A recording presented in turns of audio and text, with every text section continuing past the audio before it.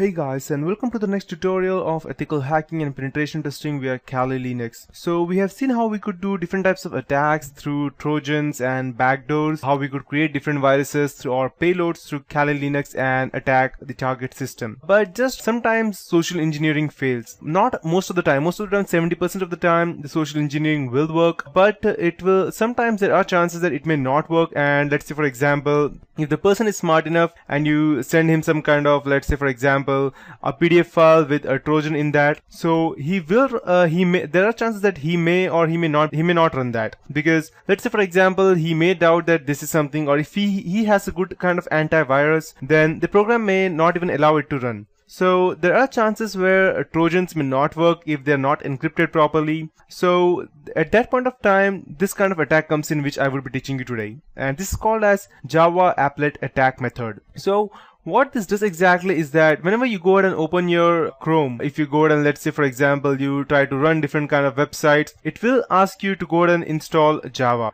sometime. So let's say for example, I don't know whether in my system it's installed or not. Let me go ahead and check the keepwid website. And okay, so if I want to download something over here, as you can see, Java Applet renewed, it's giving me this specific thing over. That means Java is installed.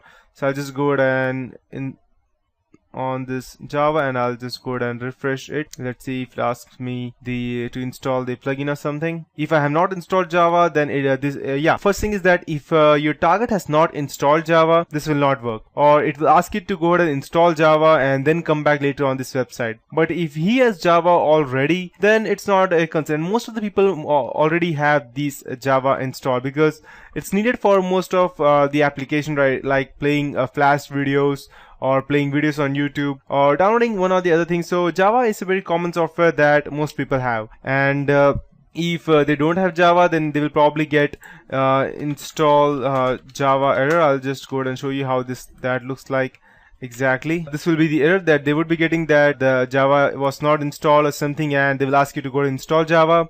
So what I would be doing is that I would be going ahead and injecting my payload inside this Java error. So whenever the person gets this error, he will go ahead and click continue. Let me show you. Install Java, run. So I would be getting yeah, perfect. I'll just go ahead and open this. So I will be getting an image like this in my computer, stating that the person is asking for you to go ahead and run this application.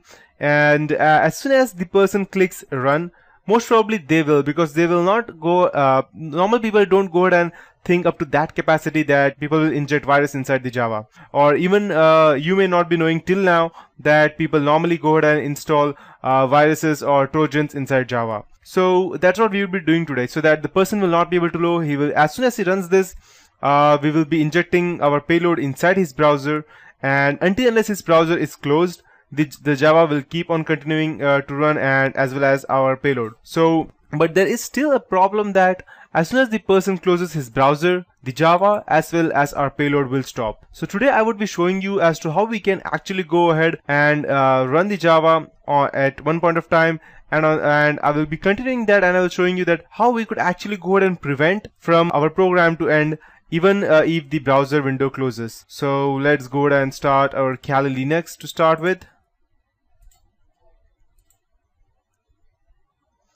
And I'll open my target machine as well as the Kali Linux as well. Just hit enter, and over here, perfect. Last time I DDoSed this machine, that's why it was showing that error, so just ignore that.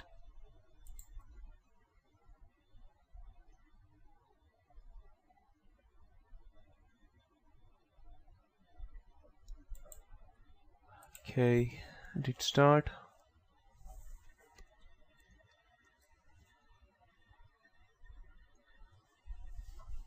Looks like my Windows is already started. I'll just go ahead and enter the password ABC123, and over here I'll just go ahead and run this.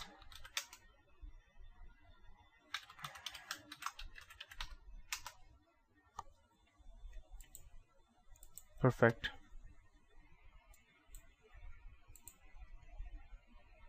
I already have this payload over here, which I would probably not need.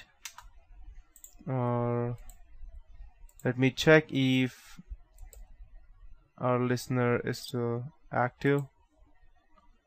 Okay, never mind. So let's see if we have Chrome installed. Okay, we have Chrome installed and perfectly running. I'll just start the Chrome browser, and now I'll just go to the terminal and type SE toolkit, that is social engineering toolkit, and hit enter. Select one because it comes under social engineering attacks, because we are actually fooling the person to do something that we want, that's why. And after that I would be going ahead and let's check what else we have. So I would normally go ahead and select two, that's website attack vendors, and after inside the vector we have our Java Applet attack method. So I'll select one and I'll hit enter, and this is the thing. Okay, this is what my looks like. So I'll just go back to my Kali Linux. So I have three options over here. One is the web template, another one is the site cloner, and the third one is the custom import. So I'll go ahead and select the site cloner. I'll press 2 and I'll hit enter. So are you using NAT or port forwarding? Since I'm inside Kali Linux, I'll have to select yes. If you're directly on your machine, then you can straight away go ahead and select no. And IP address to set web server, so